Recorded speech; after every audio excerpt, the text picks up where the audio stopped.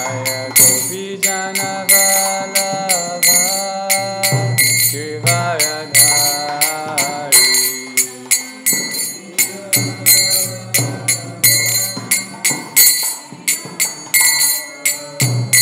Jaya Gopi Jana Vallabha Givayadhari.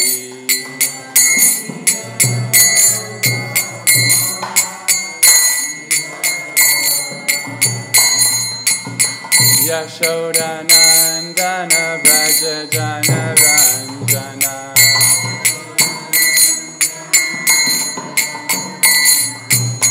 Yashoda Nandana Braja Jana Ranjana.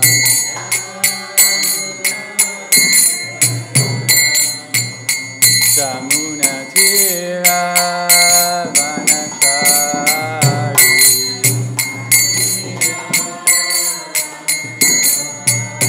Jamuna Tira Vanachari.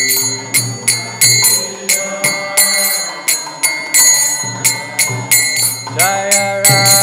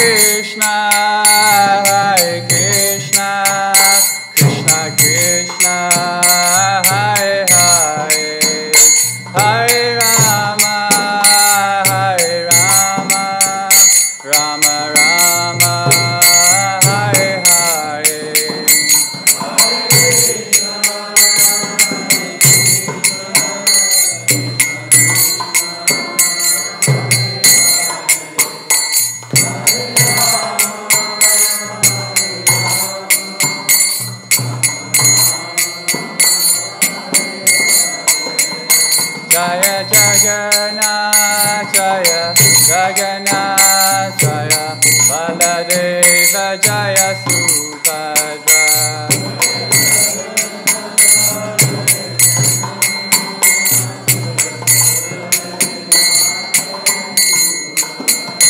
Jaya Goranita Jaya Goranita Jaya Goranita Jaya Goranita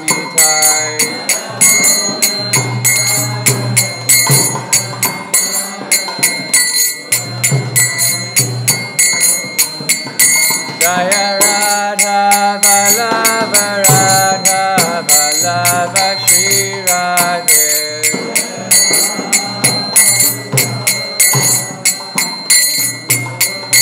Jaya Jaya Prabhupada Prabhupada Prabhupada Jaya Jaya Prabhupada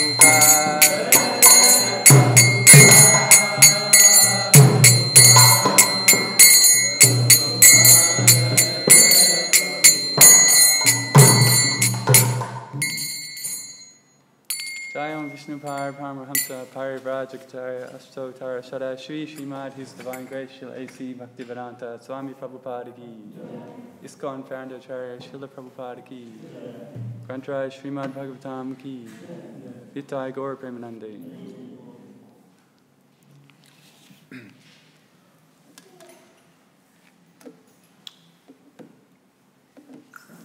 Om Namo Bhagavate Vasudevaya Om Namo Bhagavate Vasudevaya Om Namo Bhagavate Vasudevaya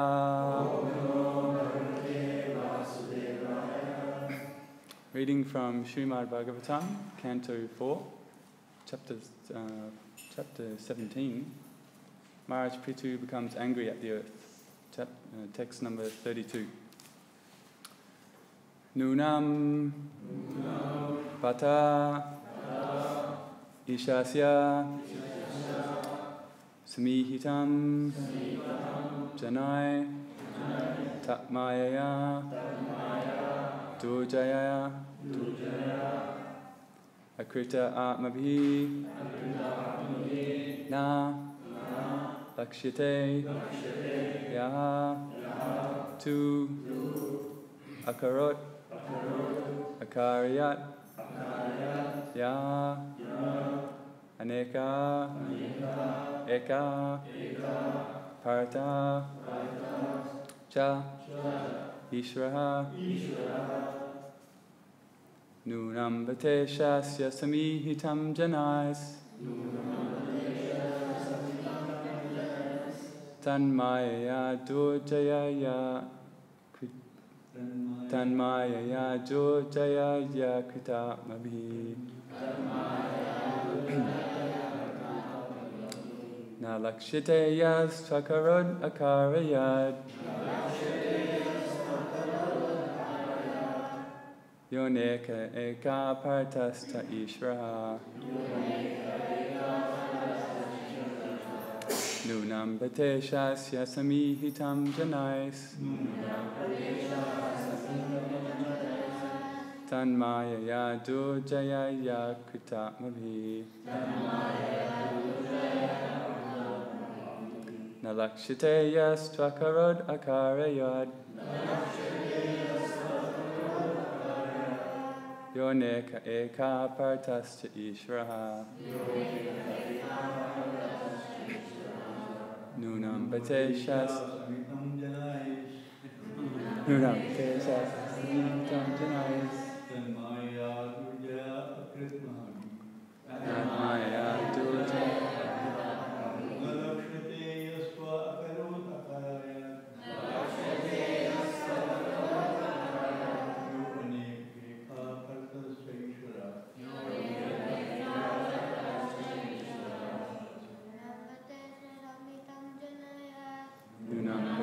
Shasya Samihitam Janais Tanmaya Durjaya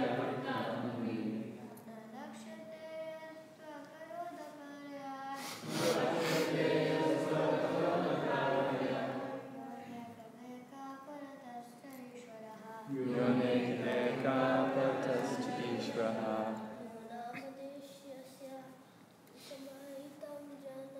Nunam Pradesh Samihitam Janais.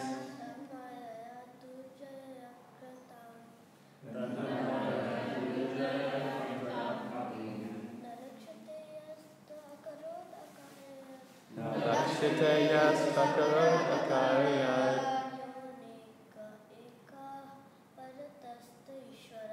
Yonik Eka Partascha Ishraha. Ladies? No. Smihitam Janais. Tanmaya Duvajaya Akama. Lakshitaya Sakarot Akarayat.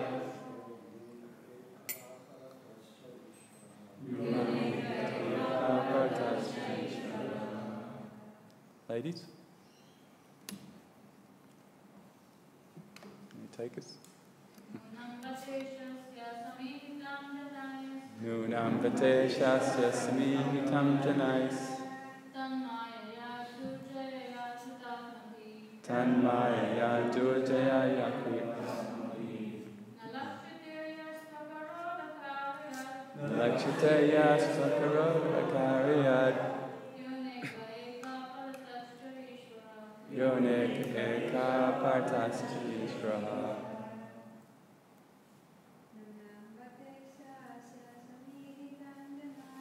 Nunam Vateshasya Samihitam Janais. Tamaya Durjaya Yakri.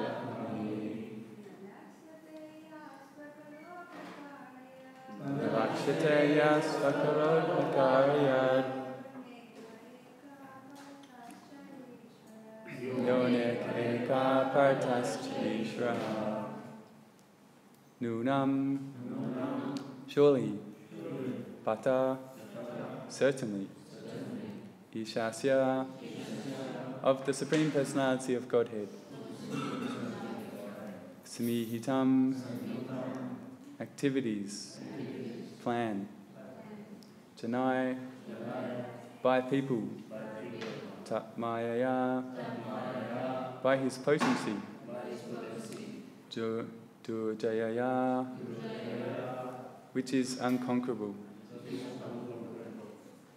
Akrita Atmavi. Who are not sufficiently experienced. Na. Never. Lakshite. Are seen. Ya. He who. To. Then. Akarot. Created. Akaryat. Cause to create. Ya. One who. Aneka. Many. Eka. One. Parata. By his inconceivable potencies. Cha. And. Ishraha. Controller. Translation and purport by His Divine Grace Srila A.C. Bhaktivedanta Swami Prabhupada. My dear Lord, although you are one, by your inconceivable potencies, you have expanded yourself in many forms. Through the agency of Brahma, you have created this universe. You are therefore directly the Supreme Personality of Godhead. Those who are not sufficiently experienced cannot understand your transcendental activities because these persons are covered by your illusory energy. Translation responsively. My dear Lord, although you are one, by your inconceivable potencies, you have expanded yourself in many forms. Through the agency of Brahma, you have created this universe. You are therefore directly the Supreme Personality of Godhead. Those who are not sufficiently experienced cannot understand your transcendental activities because these persons are covered by your illusory energy. Purport. God is one, but he expands himself in a variety of energies. The material energy, the spiritual energy, the marginal energy, and so forth. Unless one is favoured and especially endowed with grace, we cannot understand how the one Supreme Personality of Godhead acts through his different energies. The living entities are also the marginal energy of the Supreme Personality of Godhead. Brahma is also one of these living entities, but he is especially empowered by the Supreme Personality of Godhead. Although Brahma is supposed to be the creator of this universe, actually the Supreme Personality of Godhead is its ultimate creator. In this verse, the word Maya is significant. Maya means energy. Lord Brahma is not the energetic, but is one of the manifestations of the Lord's marginal energy. In other words, Lord Brahma is only an instrument. Although sometimes plans appear contradictory, there is a definite plan behind all actions. One who is experienced and is favoured by the Lord can understand that everything is being done according to the Lord's supreme plan. Om Gyan Timirandasya Gyananjana Shalakaya Chakshun Militam Yena Tasmai Shri Gurave Namaha Shri Chaitanya Manobhishtam Stapitam Yena Bhutale Svayam Rupa Kadamayam Didati Svapadantikam Vandeham Shri Guru Shri Yuta Padakamalam Shri Gurun Vaishnavamscha Shri Rupam Sagrajatam Sahagana Raghunatham Vitam Tam Sajivam Sadvaitam Savadutam Prijna Sahitam Krishna Chaitanya Devam Shri Radha Krishna Padan Sahagana Raghunath Lalita Shri Vishakam Vitam Cha Hey Krishna Karuna Sindhu Dinabandhu Jagapate Gopesha Gopika Kanta Radha Kanta Namostute Tapta Kanchana Gaurangi Radhe Vrindavaneshwari Vrishtavanu Devi Pranamami Hari Priye Panchakalpa Trubhyascha Kripa Sindhu Bhyevacha Patitanam Pavnebhyo Vaishnavebhyo Namo Namah Jai Shri Krishna Chaitanya Prabhu Nityananda Shri Advaita Gadadhar Shivasari Gaura Bhaktivedanta Hare Krishna, Krishna Krishna, Hare Hare, Hare Rama, Rama Rama, Hare Hare.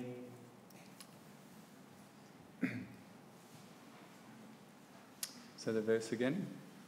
Nunam bate shasya samihitam janais tanmaya durjaya akrit. Such a long word. Tanmaya durjaya akrita maybe.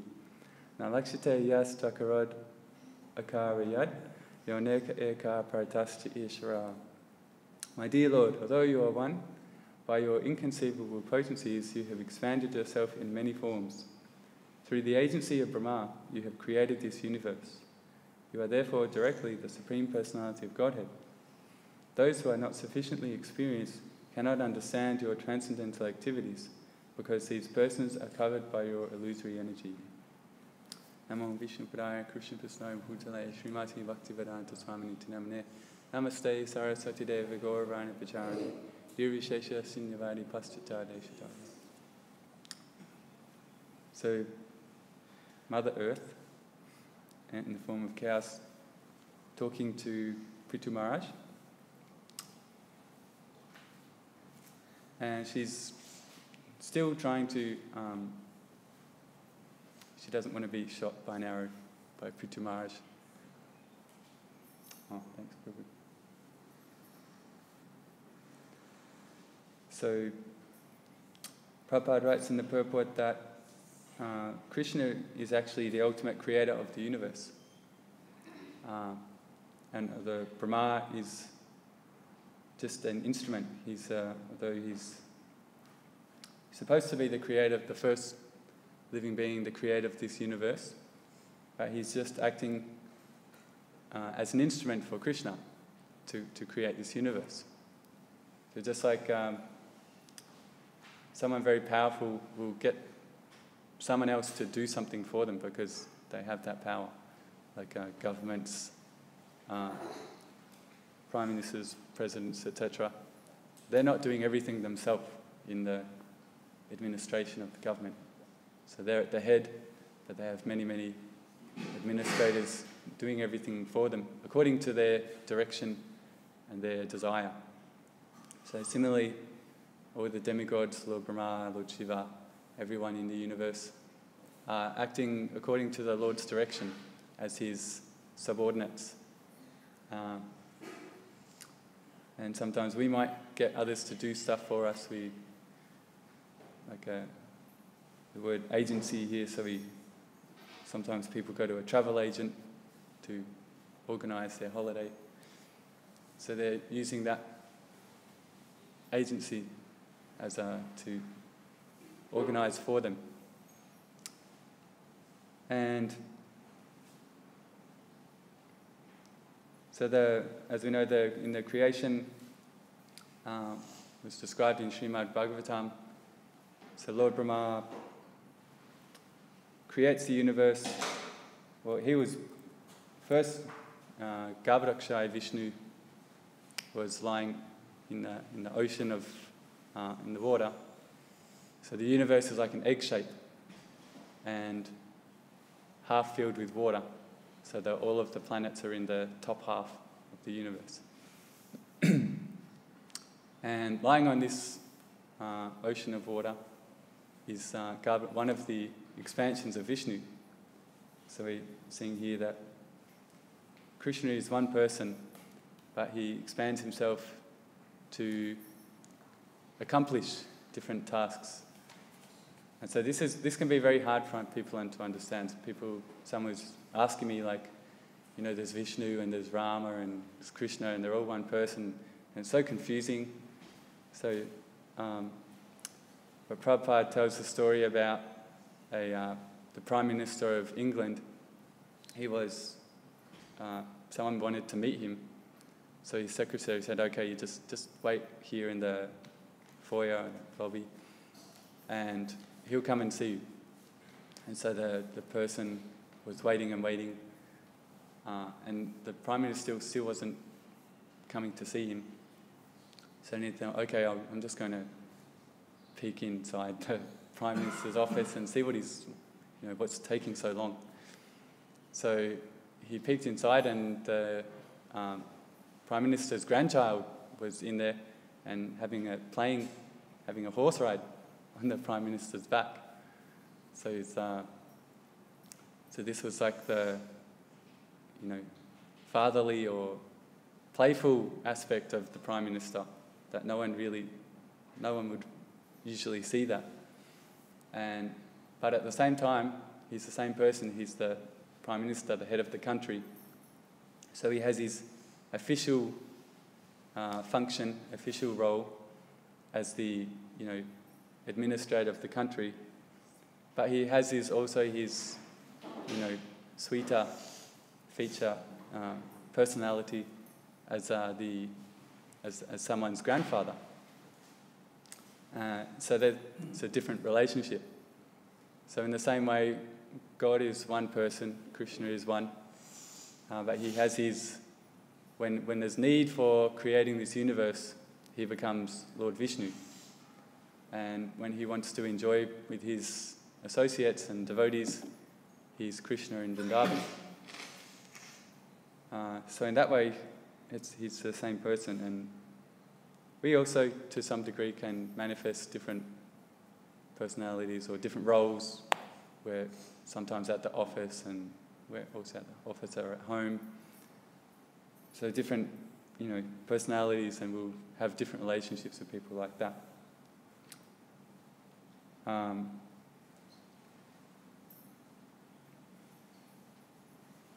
And this description in the Shastras, in the scriptures of the creation,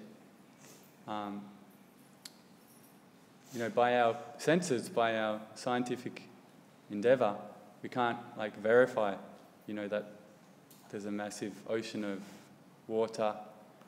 So this requires faith in the scriptures that, Lord Vishnu, he's lying on that ocean of water, and then the scriptures describe that a lotus flower grew from his navel. And so we have nice lotus flowers in the fish pond outside. And so they grow up out of the water, out of the mud. And similarly, the lotus flower grew all the way up to the top of the universe, and that was the birthplace of Lord Brahma. So it takes some faith in the scriptures to accept that, and to accept that there's no way we're ever going to actually, in our present condition, verify that for ourselves, and unless we take birth again on Brahmaloka or something. But we don't want to, go to the trouble of taking birth again. That's not our aim. So, of course, requires humility. That what can we really understand? Understanding the limited, very, very limited nature of our senses. There's all this energy flying around us in the form of radio waves and X-rays and UV rays, but we can't see any of it. We can only see the portion of the electromagnetic spectrum in the coloured light, which is distance of a few 100 nanometers or something. So it's the red light is the longer wavelengths and then the purple light is the blue light, it's the very smaller wavelength, just a few nanometers. So we can only see what is reflecting that coloured light. Everything else is just, we can't see it. So that's, that's just one indication of the limited nature of our senses. So therefore we shouldn't be, and what to speak of the soul. Krishna talks about the soul being invisible and it being 1/10,000th the tip of a size of hair. So therefore understanding or accepting the descriptions of the Shastra about the creation shouldn't be too hard for us if we can accept that our senses are very limited. So Lord Brahma is only an instrument. When Krishna was talking to Arjuna on the battlefield, then Krishna took his universal form, and really Arjuna got very, very bewildered and very afraid. His relationship of friendship to Krishna transformed into one of wonder. He's like, oh my goodness, what is this universal form? It's so massive, and thousands of heads and sharp teeth, and all the soldiers are dashing to destruction like moths in a fire.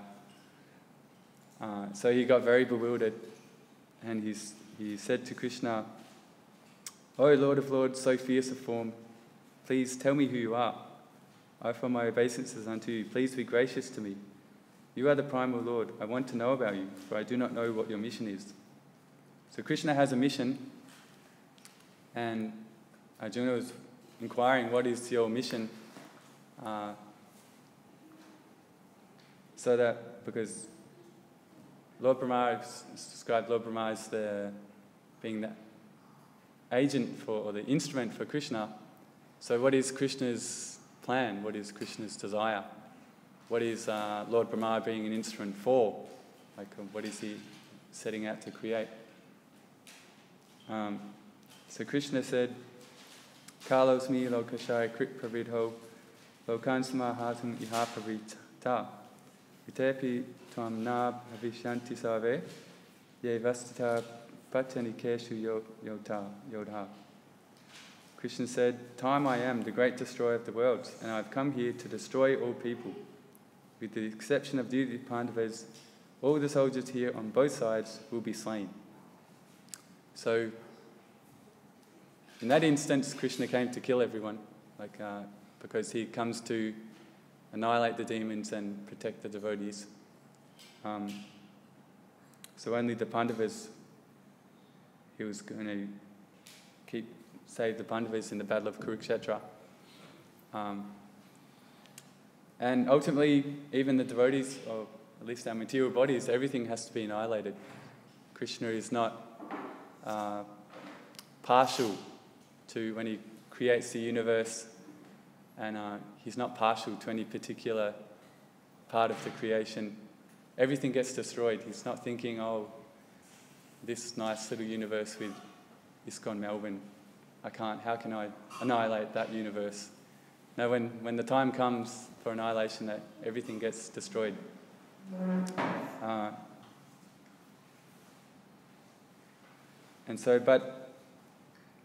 So Krishna's plan for the world, like we think we have our plan.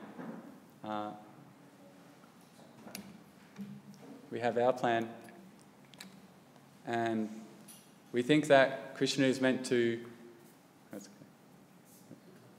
I think it's fine. We think that Krishna is meant to help us achieve our plan. So our plan in the material world is sense enjoyment. And,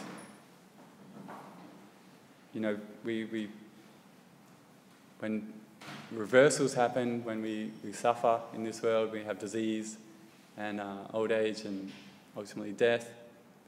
And we're always frustrated in this world. No one agrees with our plan because false ego, we think we're at the center, but everyone else wants to be at the center. So we have our ideas and our plans for, basically becoming Krishna in this world and having our own little kingdom. And so when we get frustrated, then devotees say like, oh, I don't know what is Krishna's plan for me. And I don't know why is Krishna making me suffer. And, we think we're innocent. We're just trying to, enjoy, take a little bit of Krishna's property and enjoy for ourselves. And so we don't understand, as explained here, those who are not sufficiently experienced. So when we're younger devotee, then we don't understand what is Krishna's plan. So then for that we have to understand the purpose of the creation, that this Krishna only creates this world for the rebellious souls, the prison house. So every government will create a prison house because it knows that there's going to be citizens who break the law, go against the law, and challenge the authority of the government. And so Krishna creates the material world for that purpose. So it's not a place of enjoyment, it's actually a place of, meant to be suffering and punishment to make us see that the Lord is to again accept the authority of the Lord and accept that He's the enjoyer, that we are only His servant. And so this, as Prabhupada writes in the purport, that although sometimes plans appear contradictory, there is a definite plan behind all action. So we think plans appear contradictory when they things go wrong. They contradict our idea of what should happen. I should be, I should receive so much wealth or prestige, and I should receive this and that. But actually, there is a, when all of our plans, our plans fail, then that is Krishna's plan, that we shouldn't, become the enjoyers of this world. We shouldn't become falsely proud and puffed up. We should, when Krishna puts us through misery, then that is His plan, that we should become humble and see that we're not the enjoyers, that we're only His servants, and to develop qualities like tolerance, humility, patience, and respecting others, not expecting respect from others. So like this is Krishna's plan. He's not like, so you might think that sounds very, very harsh. Like Krishna is a mean God. Krishna is kind of just wants us to suffer and he's vindictive or something like that. But this is the, when we don't voluntarily accept the desire of Krishna, then it said there's 4 ways to control someone. If you by sweet words you can pacify them, and by giving them some position, then they become pacified. That okay, I have some power now, so they're pacified. But if nothing works, if people are not going to accept someone's authority, then the final method is the danda, the stick. So you beat them. So that's pretty much our position, that if we don't accept Krishna's authority, and that's most people in the material world, then Krishna gives them the stick. That there's so much suffering in this world. And so people ask the question, why do bad things happen to good people, so-called good people? Who's good in this world? Because it said that even Lord Brahma, he's also a criminal. Prabhupada describes that he's trying to, although he's the most elevated in this universe, of course our Lord Brahma in this universe is actually a pure devotee. But in general, there's Lord Brahma in every universe. So in general, Lord Brahma, he's the first living entity, but he's also a jiva. He came to this world to enjoy. So that's why Prabhupada says that Lord Brahma is also criminal. So who is actually good? Who's a good person in this world? And so bad things have to happen to everyone to iron out our criminal mentality. And then, for devotees, when we undergo this purification, then it's actually a relief that we realize, I had all these plans and aspirations and dreams, but they're all just illusory, false. So if Krishna saves us, through some purification, some punishment, if Krishna saves us from being an illusion, then that's good. And we feel relieved that, we get the vision, what is the actual plan that Krishna has for us, not to be an illusion in this world, but to actually become his servant. And that is the highest aspiration that we can have, is to become Krishna's servant.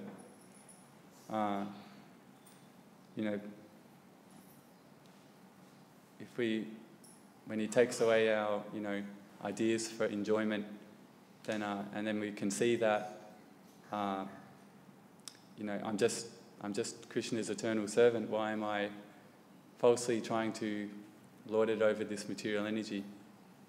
Then that's a great blessing. And so Prabhupada writes that one who is experienced and favoured by the Lord can understand that everything is being done according to the Lord's supreme plan.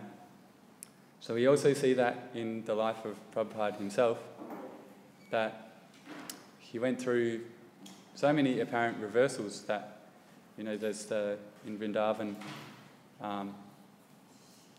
Prabhupada was translating his books in Vrindavan, and then he would travel, he would, gather up the money to travel to Delhi to get them published, to get his books published. And he'd take all his manuscript, and there was one time he was in Delhi and he got, horned by a bull. Like there was just a bull in the street, because the cows wander around in India in the streets, and somehow or other he got, horned in the thigh by a bull. So that's like, you could see that like a great reversal, or even his so many other instances where it seemed that Prabhupada encountered reversals, and his Bhagavad Gita manuscript, the first one that he typed up, so much labour and work. The first one, it was, he lost it or it was stolen, and so he had to retype the whole Bhagavad Gita purports. But he never complained that, like, Krishna, I'm trying to be your servant, or I am your servant, and why are you putting me through so many reversals? But he understood it, so sees that everything is according to Krishna's supreme plan. And we may or may not be able to understand it. Most likely we won't be able to understand it. But that understanding needs to be there, that it's Krishna's supreme plan, and if I'm going through suffering, then it's probably just because I'm feeling frustrated in the world. I think I have my plan, and I feel like Krishna's not serving me. Krishna's not serving my plan. But the point is that we have to understand what is Krishna's plan. And so Krishna's plan is that we just become an instrument for His mercy in whatever capacity that we're able, and whatever abilities or talents that we have, in that way that use those energies to serve Krishna and be an instrument for informing others about Krishna. And that is the example we see with Prabhupada, that he's just an instrument for Krishna, preaching Krishna consciousness. And when we try to become an instrument for Krishna, we can't become proud because we have to understand that Krishna, like Srila Prabhupada, he's a very, very pure and powerful instrument for Krishna. So at the moment we're trying to be an instrument, but we're practicing our sadhana and everything so that we can become a better instrument, because at the moment we're kind of like not such a good instrument. We have a lot of maybe bad qualities and lazy, or any variety of anarthas in our heart. So we're not such a powerful or expert instrument as Prabhupada was. Even devotees can kind of praise and give a lot of praise to some devotees, and not understanding what is a really pure devotee. Like my Gurudev tells the story about when Prabhupada came to Boston, where my Gurudev joined ISKCON, and Prabhupada came to the airport, and my Gurudev just stayed at the temple and stayed upstairs in the Boston temple. And then Prabhupada came to the temple and went up the stairs, and he describes that at that moment the whole temple became Vaikuntha. Like seriously, who knows the meaning of Vaikuntha? Or what is Kunta? Kunta is anxiety. So Vaikuntha and Vai means no. So no anxiety. So, Prabhupada, just by his presence, he actually brought Vaikuntha into that temple room at that moment. And all the devotees felt it. All the devotees felt like he was, they were in Vaikuntha and just, experiencing the spiritual atmosphere, spiritual bliss of that atmosphere. So that is a pure instrument for Krishna. And, so that is our duty to serve Prabhupada and try to become more like that, you know, by our preaching and by our purity, we can have more of an effect on people.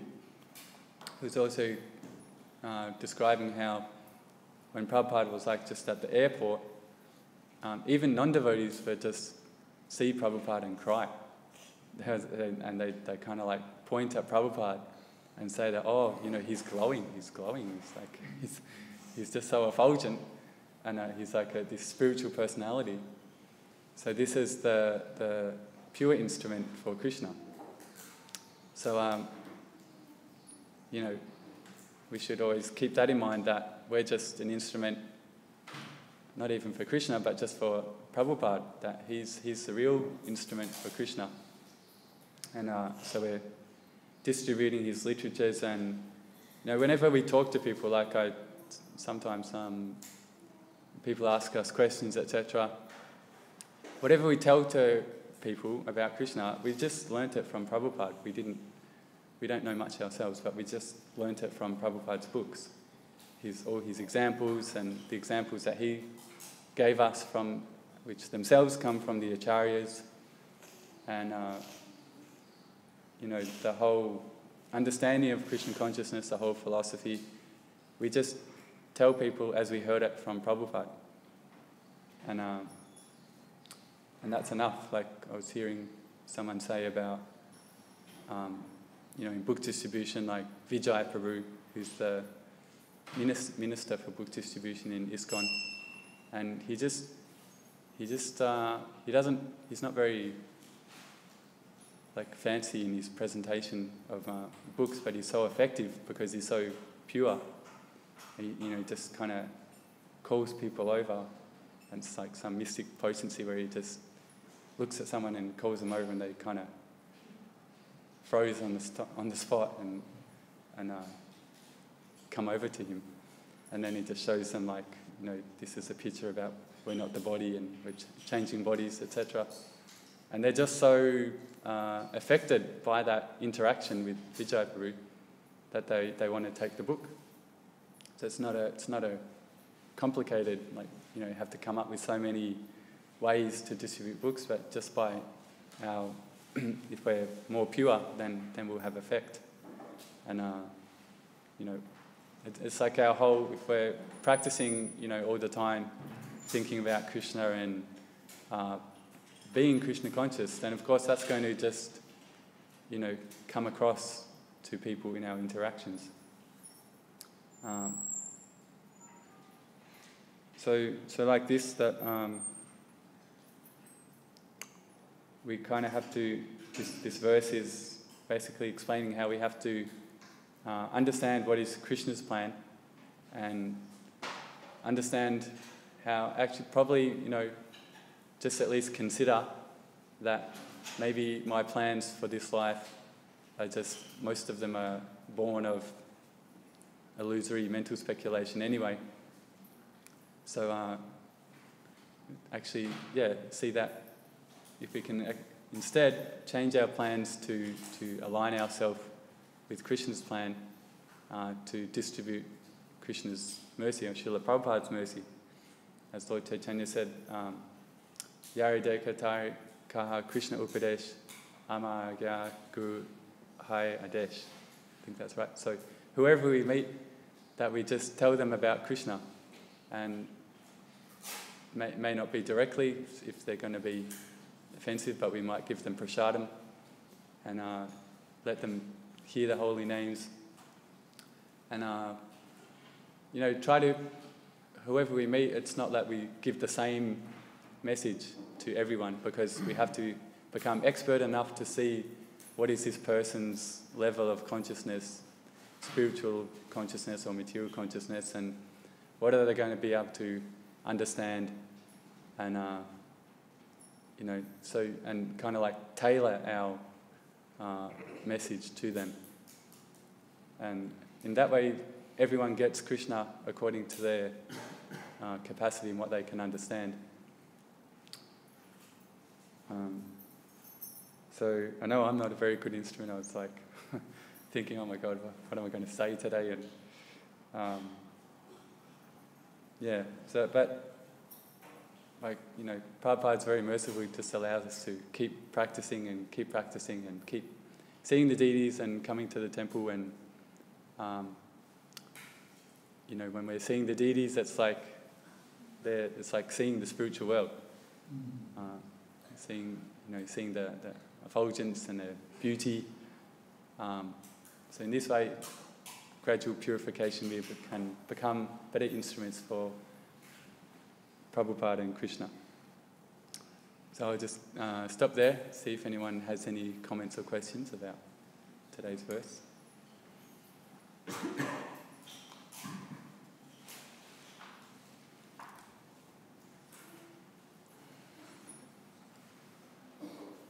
All satisfied? Okay, so... Oh, sorry. Sorry. Yeah. I like this point of the highest aspiration is to be a servant of Krishna. Mm-hmm. So, yeah, it looks like we have so many aspirations. Mm. And maybe this is one of them, but it doesn't seem like it's a priority. For us, it's not the highest. So, how can we make it the first priority in our lives to aspire to become a servant of Krishna? Okay. So the question is, or like I'm mentioning that the highest aspiration we can have is to become a servant of Krishna.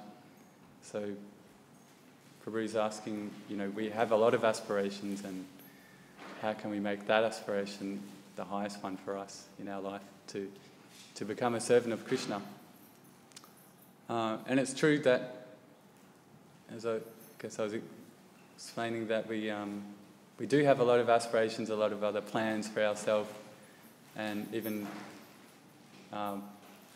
one devotee was describing to me the other day how, you know, she used to have so many plans and this and that when she was a younger devotee, and gradually they all kind of just fell away, and it's just become servant of Krishna. So, you know, I guess it just happens by if we're sincere, and Krishna kind of like takes those plans away for us, and it's kind of His mercy, and it's like I was thinking the other day, it's like kind of like taking off a bandage or taking off a band-aid. We're so attached to the world and so attached to our plans and so on. Like Krishna's kind of like pulls off that band-aid a little bit at a time. If he sees that that's what we're attached, but we actually want to be a devotee, even though we're attached to the material world. So Krishna's very kind and takes away.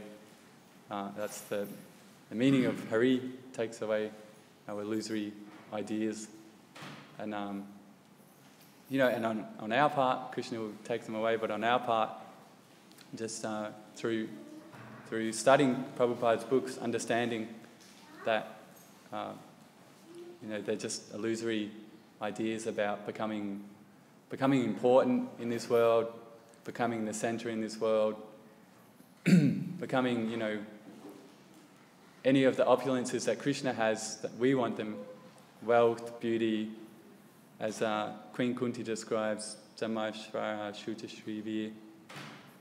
We want a good birth, we want beauty, wealth, but all these things prevent us from actually chanting the holy name with feeling. So any of the opulences, Krishna has 6 opulences. If we aspire to have any of these opulences, or we're attached to, we all have some kind of opulence because we're all parts of Krishna, but if we're attached to that and attached to our material bodies, then we can't progress, and so we have to use our intelligence to see that Krishna is the owner of everything, and we can never become significant. We're always going to be just a tiny soul, and whatever plans we make, they're all going to be washed away anyway. Like death comes for everyone.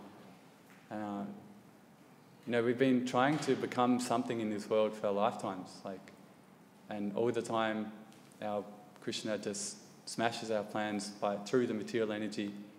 We face repeated birth and death, but still we're so in illusion that we keep trying. We're so foolish. We keep trying to become something or someone. So better to accept our position, that we are Krishna's servant. We're just a tiny Krishna's servant, and that is glorious. It's not like, becoming Krishna's servant is the most significant thing we can do, most significant position.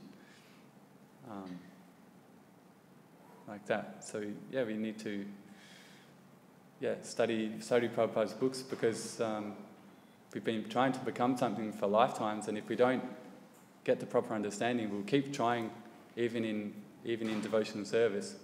We'll keep trying to become, prominent, important, even in the devotee community. So we have to give that up, and just become humble, and otherwise we just keep taking birth, even in devotee families, and trying to be someone, and rather than being humble and just being a servant of Krishna. Like there's someone, we can do some just very small service and Krishna loves it. Krishna accepts whatever tiny service. Actually, I was so astonished the other day. There was this little devotee, practically a baby. Her mum said she was like two and a half years old or something, and she was taking her service so seriously. Like she was helping her mum making a garland, and not just there's the big garlands, and there's the garlands that the Chota deities wear with the rose petals. So they're you've got to fold up the rose petal and then put the needle through it.